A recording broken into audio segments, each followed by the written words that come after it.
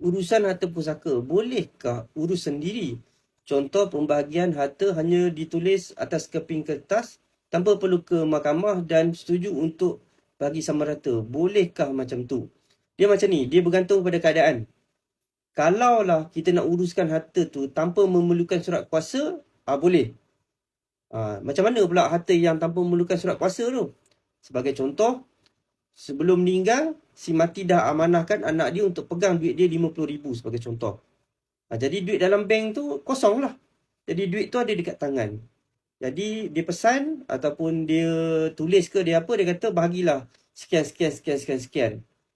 Dan semua setuju, boleh. Kalau macam tu boleh. Kalau kata duit tu, saya bagi situasi yang sama juga, nilai tu yang sama, cuma duit tu ada dekat bank. Dan tak boleh dikeluarkan. Yang itu kita tak boleh buat lah. Yang macam mana nak buat sendiri ni.